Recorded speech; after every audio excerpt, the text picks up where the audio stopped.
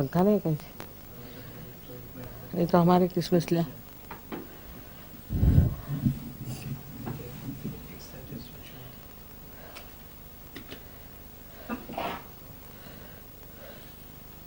ये हम करेंगे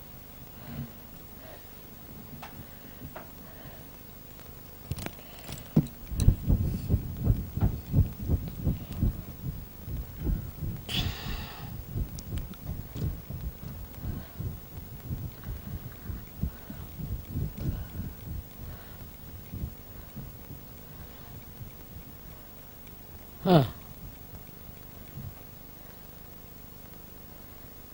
ठीक है प्लीज बी सीट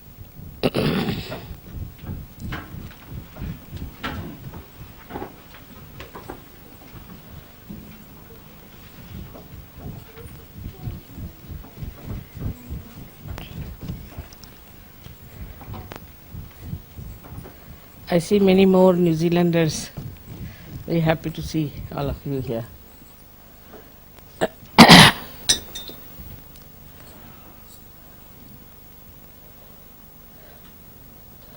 थोड़ा नीचे करा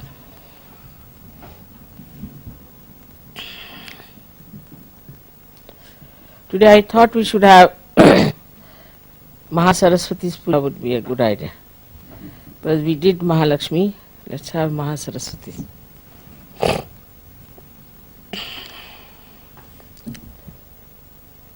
So, Mahasaraswati principle is on the right side, as you all know. First is the Brahmadeva's principle, which is the Saraswati principle. And then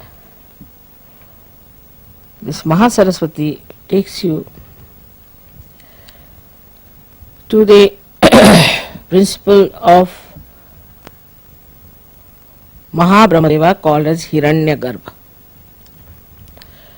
Now this Hiranyagarbha principle is very important for SahajaYogis. First of all, those who think too much or those who create too much without realization, those who express themselves in poetry or in literature or in music, you can say, in paintings, in all kinds of arts. If they are not realized souls, then they go to the left, to the extreme, or to the right. So for example, if there is an artist, if he goes to the right, gradually his paintings will become extremely violent expressions, would be very much showing something very violent. And also, rather I would say, he would be a man who would be inflexible. He'll have his own style, he can't move into another style, he will use the same style and he will not get into any other style. Kind of a austere nature he develops in his productions, and then when he gets tired of it, then he will take to something you can say like abstract art. But without realization, the abstract art can be something very absurd and funny. I have seen the extremes of it, that I have seen people who put big canvases on the ground and poured lots of oil paints one after another and roll over it. It's supposed to be a painting. They say this is spontaneous because they fell on it or they rolled on that, so it's spontaneous painting that's come out. Now this spontaneous painting should come from a spontaneous personality. not by rolling on thing or something. I mean, all sorts of things they do. But there's no end to it, to which nonsensical things they take. And they think they have achieved a lot and they have done a lot. And also they sell it to people who have too much of right side. They like it. So they put in lot of effort to create this kind of a painting. Also the today's pop music also, which is very aggressive, is from the same outcome, because you cannot ascend, so you move to your right. And this pop music then starts now, it's becoming so horribly noisy, I don't know what to call it, absolutely it can deafen your ears if you listen to it. And the whole thing is, the whole gestures and all that are so ugly and so aggressive, as if they are going to eat the mic. Sometimes I feel the way go on with the mic and things like that. And see, then these people also impress such people who are very right-sided, and so they become popular. But the popularity is not the sign of real success. It will come and go away. All such artists and painters come and go away. They have no standing. They they are there for a short time. And then the history talks about them, those who have been in the center, never about the people who went to the extremes. God knows how many must have come and gone. And those who are today also painting or singing in that way, tomorrow they will not be known. One after another, you see, the craze comes in, one comes, then goes away, another. So they are crazy people, and they create a craze, and the crazy like them enjoy the craze. So it amounts to something that is just wasteful, creates no impression in the history. So this is the right-sided nonsense that comes out of the right-side movement of the sympathetic, going too far with your creativity and also your writing. Like there were many writers in English language, you know, from Shakespeare you can start, who showed the futility of human endeavor, like we call it Avadhuta, the one who has reached a very great degree of development in his spiritual life. He can see the futility of human endeavor, and then he brings them to the point that they have to rise above these stupid inhuman endeavors and take to some sort of an endeavor which will bring them something higher and also will create something of an eternal value. Then also we have, I think in English language I have said, except to Somerset Maugham and all that, the very centrally placed people, also Cronin was, I would say. But then this Hemingway came and he started moving towards the right. Now I don't know, I don't read now modern novels because it's all full of filth. So it moves to the right. So one is which moves to the right and talks about all kinds of violence, this, that. That also is absolutely not palatable to human consumption, I tell you. But still they write and people like it.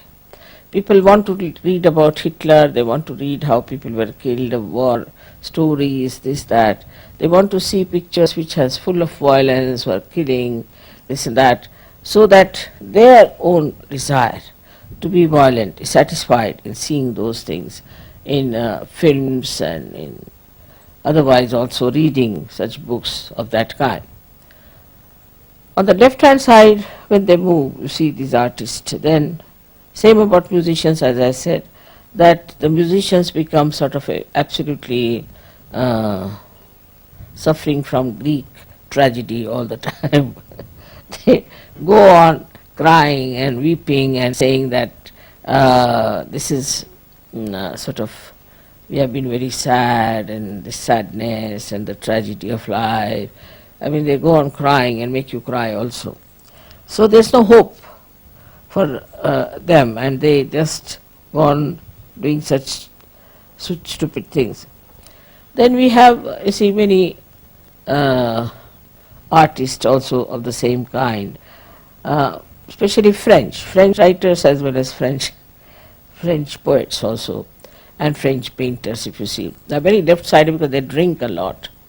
If you go in any France village, after 7 o'clock, you can't find even one person on the road. And even if you want to find out the road and you knock at the door and request them that you'd like to know some road and all that, they're all drunk already at 7 o'clock. So with this thing they become extremely over-romantic type, and they sing songs of romance, have no romance in their life. You see, they just some sort of an imaginary romance they have. And they live in that imaginary world of pain and sufferings, and they have their own ideas about their own romantic models that they formed in their heads, you see, with their left side. So the poets and the writers go to the left side like that, and in, say, for example, in our India, we had those Muslims who used to drink a lot. Then they started a thing called as ghazal, and that ghazal is nothing but crying. Even in certain poets, you see, we have this kind of thing in the other places, where there were many poets who were seeking God and were crying, "Oh God, when will I meet?" And in separation they are singing.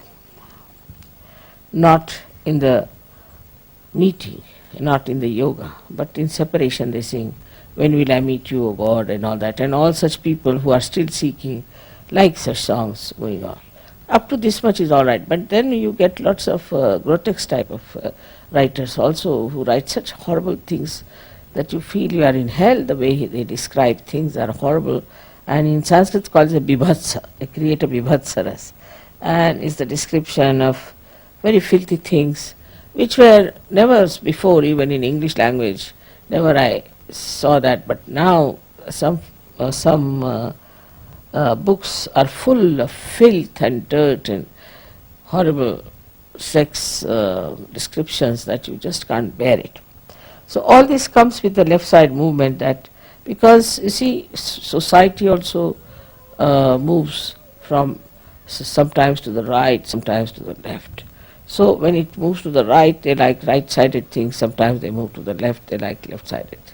So also there are people with two types of temperaments. So that's how they start appreciating these things, and unnecessarily they believe that they are tragic. As you know about the Greek tragedy, which is a very sort of a fundamental things, I would say, for Western literature, is a Greek tragedy, where a woman marries a man, but she doesn't love her husband, so she loves somebody else, and that tragedy is there. I mean, it's artificially created tragedy that shows that you have married to some man and you should be happy with him. Of course, I mean, if the man is very bad and troublesome and all that, then you can give him up.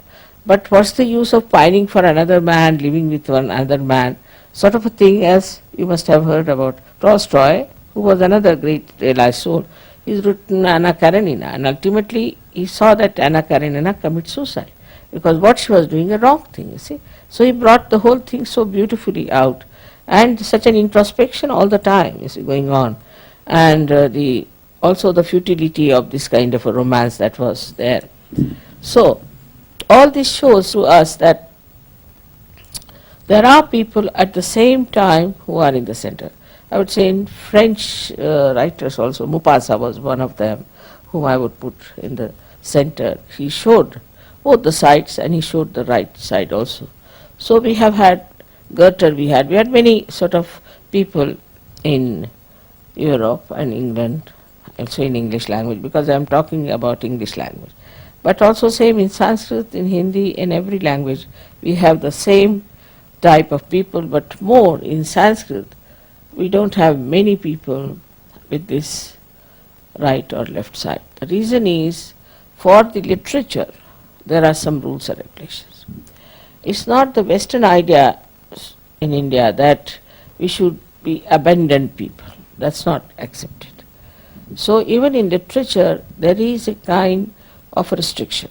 What is a literature? Sahitya is called as Sahita, means which will be benevolent. Sahita means which will be benevolent. If it is not benevolent, then it is not Sahitya, it's not literature. Then it is trash. So that restriction, you see, which is there, which is given to us by great saints and seers, is still accepted. Of course, some people deviate a little bit they deviate. But once they deviate, it goes out of the society. People just don't read it. Say, for example, some people must have written this Kama Sutra or something long time back. But we never knew about it, we never read about it till the Germans came and made such an ado out of it. We never knew that there are such books. Even now, I don't know who wrote it, or I've never read such a book, I've never seen it with my own eyes.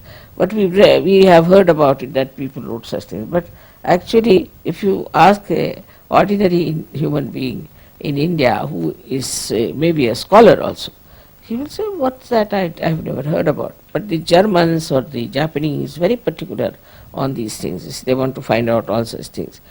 So, these creations of ugliness, I should say, or of vulgarity, all these are a compensation for people who are very right-sided also. Because a right-sided man will always take to drink. Because, you see, he wants to compensate. So the right-sided man also will like such horrible things just to quench his thirst for power, you see. He is so mad, and then he would like to little bit neutralize that movement in such a way that his right-sided behavior is little bit compensated by the left side. So the people who are right-sided take to drinks very much. You will see people will work very hard, and 2 nights, Saturday and Sunday night, they'll just drunk. Then Monday they'll come out with a hangover. See, it's very interesting to note how human beings are. For 5 days they will slog, and then 2 days they'll just go into a kind of a hibernation, as they say, and absolutely lost to the whole world. Whether they are doctors or professionals, they don't care. So whatever they earn in 5 days, they'll spend it in these 2 days in drinking and finish it off. So that's how the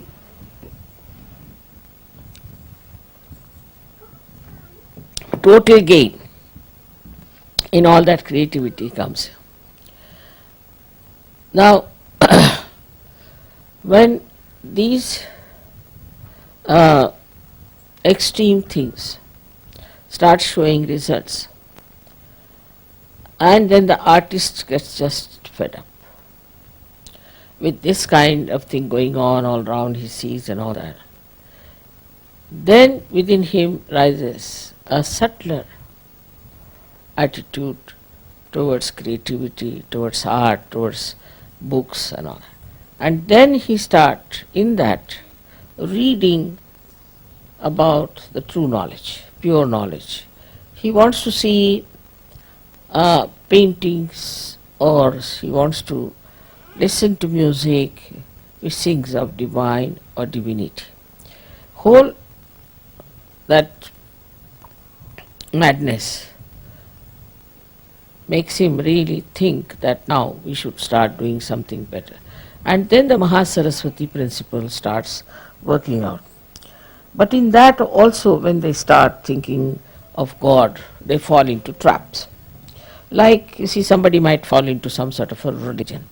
Now, as you know, these religions so-called are just money-oriented or power-oriented. They are not at all, in no way, spirit-oriented.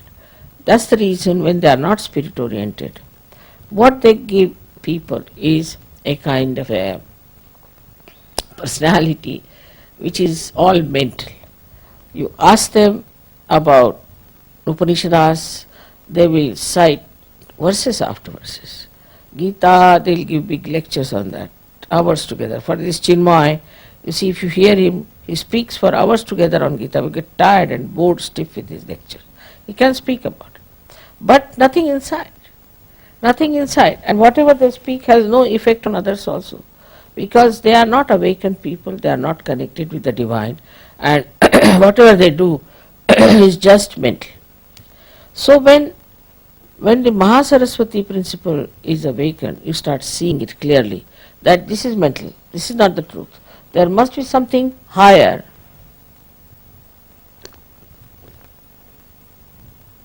We read about all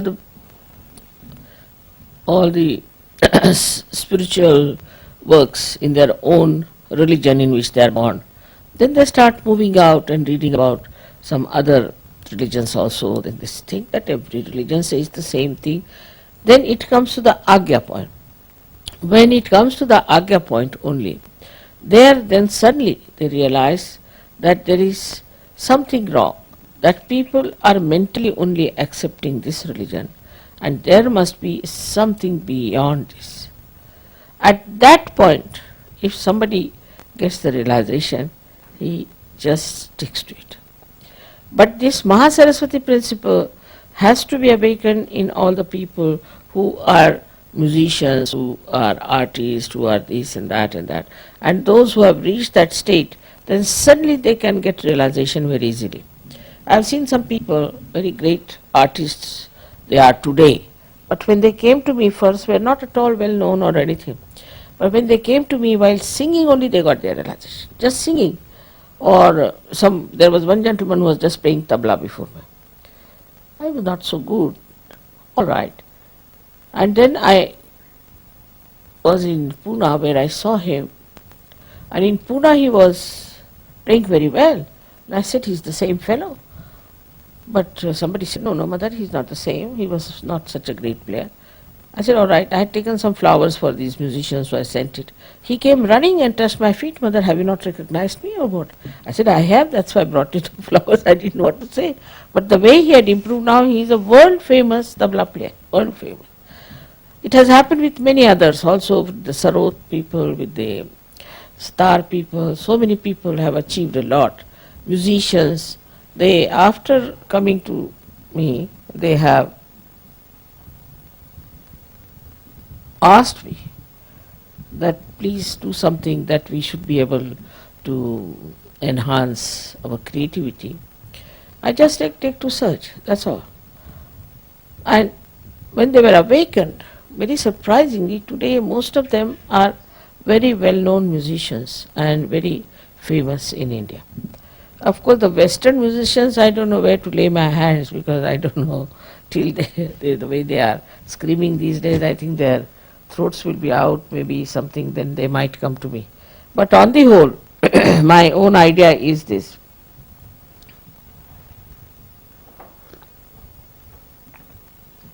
That those who have reached Mahasaraswati level through reading or through creativity,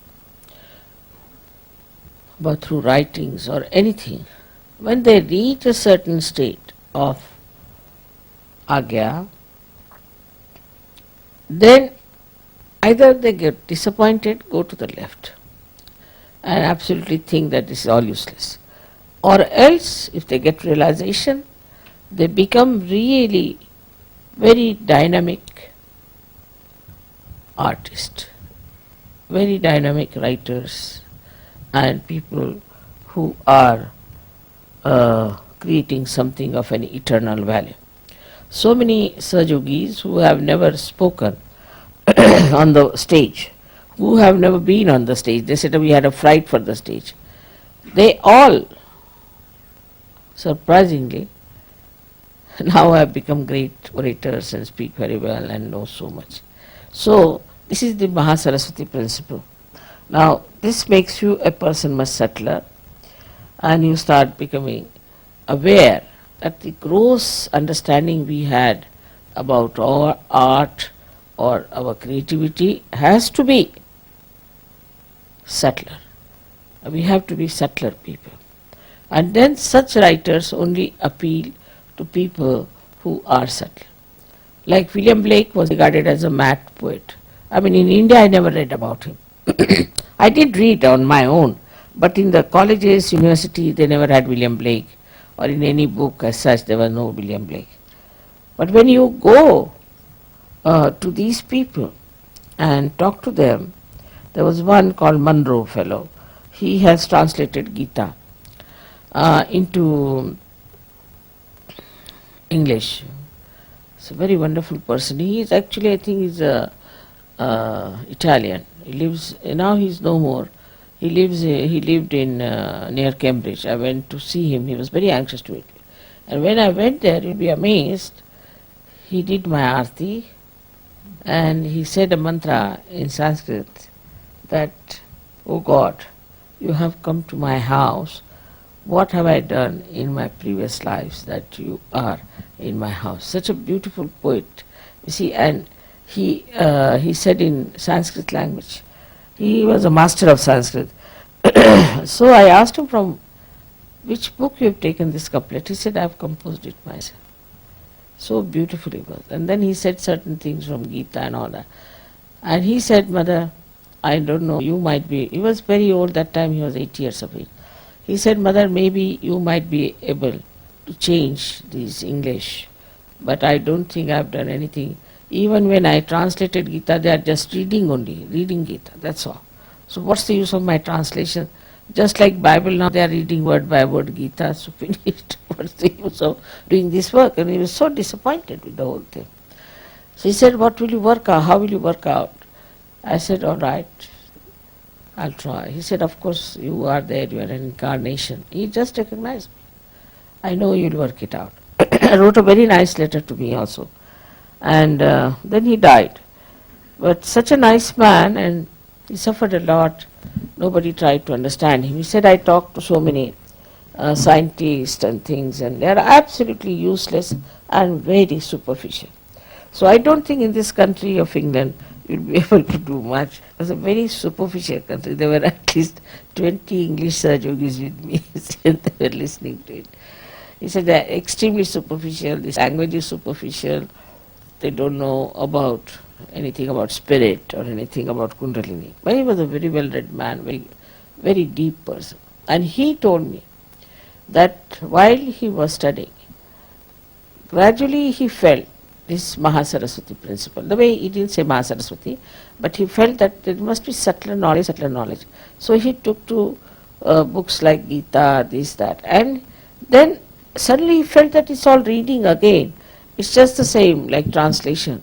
Especially when he translated Gita, he was amazed that people were just reading it like Bible. Then he said that, Mother, I don't know how, but one day I was praying to Mother Mary and to the Holy Ghost, and I got my realization.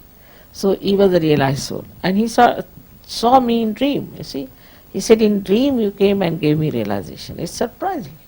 He saw me in dream and he got it. There's another few people who have got it, but especially him, I was so surprised. So when I arrived in his house, he recognized me immediately. He said, I saw you in my dream.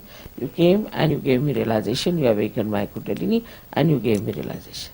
So you can imagine that this gentleman was so beautifully placed, so subtle he was, that at the Agya point, he just got the dream and he got realization. And he said, all the knowledge is now revealed to me so much more. And then he sat down with me. He said, can you stay for some time? I said, I'm now going away. But at least for 5 hours he was talking to me.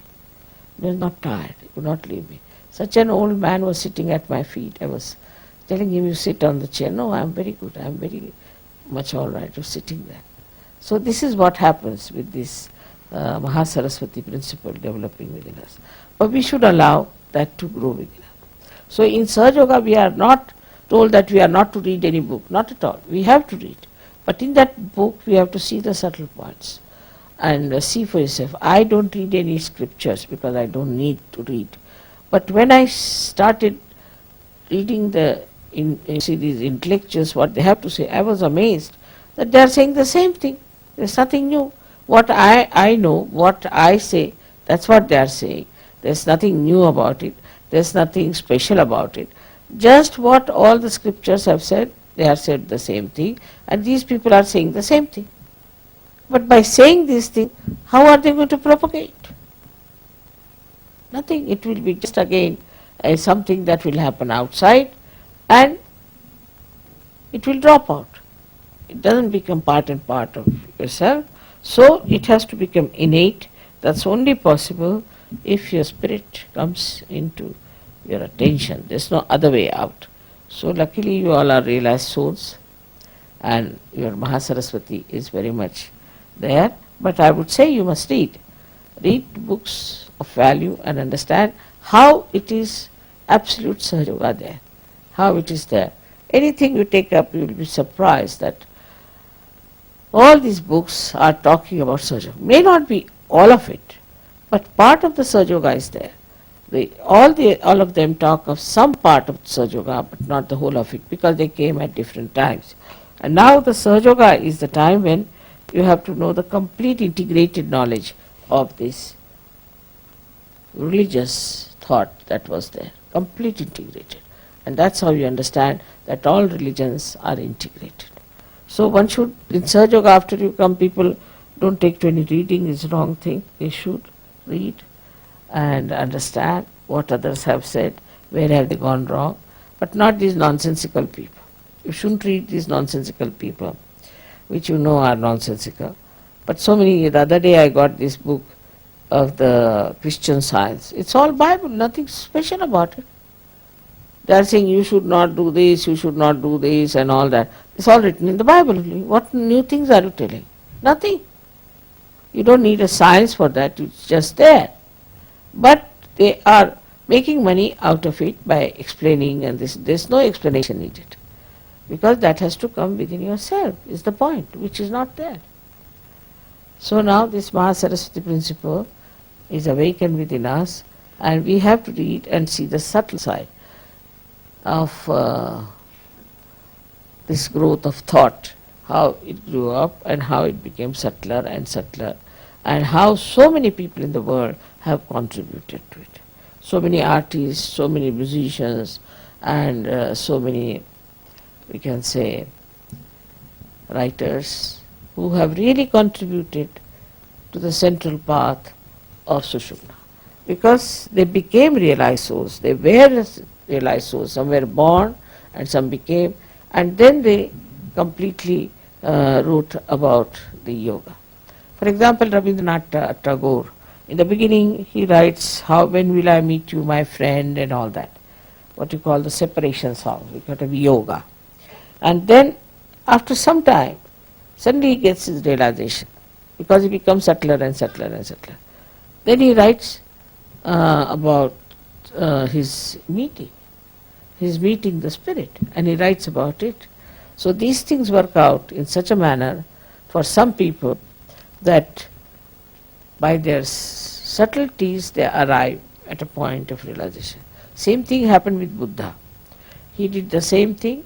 He renounced everything, he renounced his family, went out, read Upanishads, this, that, everything he read, and ultimately reached Gaya, where he was sleeping under a banyan tree. And while sleeping only, he was so tired and fed up, he got his realization. And that's what is very important. But for the Buddhist, what he did before going there is important. So they want to also renounce this and become sannyasis, this, that.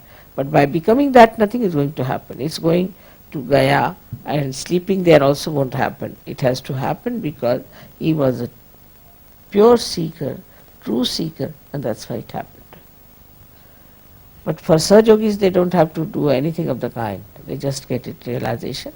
Because I think most of them in their last lives have crossed most of their problems and have known that it's nothing, it's all nonsense in all these things. Or maybe in this life also they must have realized it's all nonsense, and then they must have come to Sahaja. So it's a very great luck for you that you are here and you've got your realization and that you are enjoying yourself. May God bless you.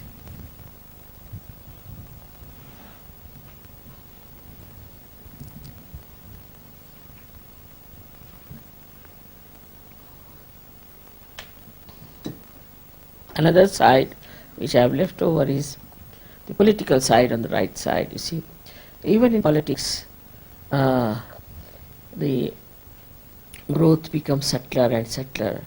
Like in, say, we can say in Russia, when it was such a power-oriented thing, it's not money-oriented. The communism was so power-oriented, it reached a place that a person like Gorbachev was to be born. Who would put it in a proper sense? And he came on a central path. He didn't want complete democracy as it is in America. It's a democracy. But he wanted a balanced thing. So far he has not been able to manage, but I'm sure one day he will be managed. But he will be known all over the world for his great thought and great work of reducing the pressure between the two great, or say, between the two ideologies. And he's done such a good thing that now there's no war, going to be no war, as not a very big world war, but could be a little bit here and there. That also is coming up, which is a problem of fundamentalism. Is not due to political but fundamentalism. So now the problem today is fundamentalism, and that also comes from the right side, absolutely. Fundamentalists are all right-sided people, and this right-sidedness takes them to any extreme of violence, could be, or in some cases really crazy and madness. But a new disease has started now, those who go too much to the right, is called as a Yuppies disease, where the whole conscious mind goes out of order and you become like a reptile. I've seen people being carried like big fishes on the shoulders, you see, and put in a seat, and they just know everything by brain, is all right. But they understand everything, they can talk well, but they cannot move their hands, cannot move their feet if they want to. Unconsciously they may, but consciously they cannot. And this disease is the one which is a warning to everyone. So we have to be careful. In SahajaYoga also we should not go too much to the right. It's also very dangerous to go. Some people become very fanatic and start teaching SahajaYoga in a very fanatical manner. And sort of, you see, like I don't know what to call that, but sometimes I see some people speaking in a manner that one should never speak that way. Because we are Sahajogis. The main theme is love, compassion, which is a living force, and must be done everything with that force, which is a beautiful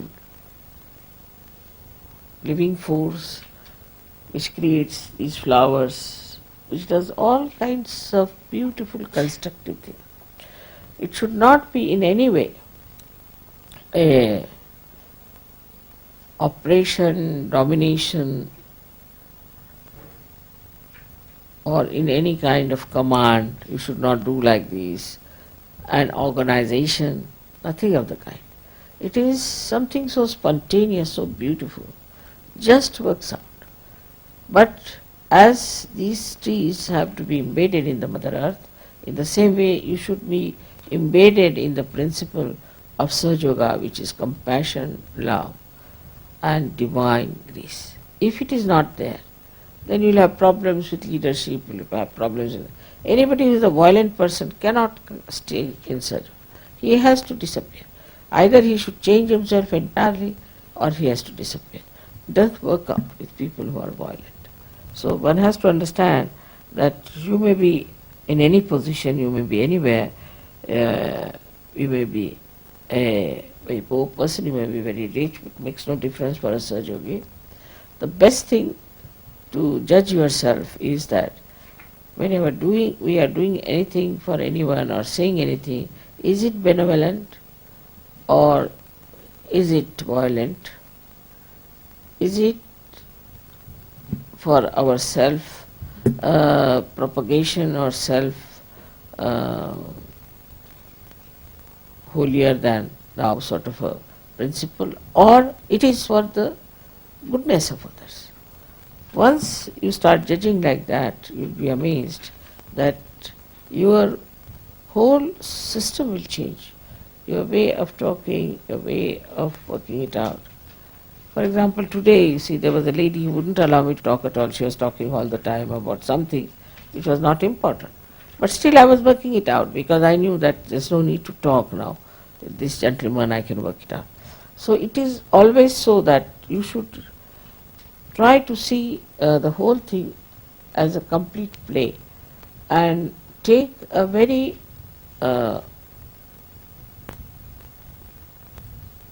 तटस्थ को हिंदी में क्या शब्द होगा, मराठी में इसको दे, a witness state. In a witness state you should watch. If you watch everything in a witness state, then you can handle the whole situation very nicely. Even if you do not talk, if you do not say anything, still in a witness state you become very powerful. And in that witness state you can easily solve lots of problems. May God bless you.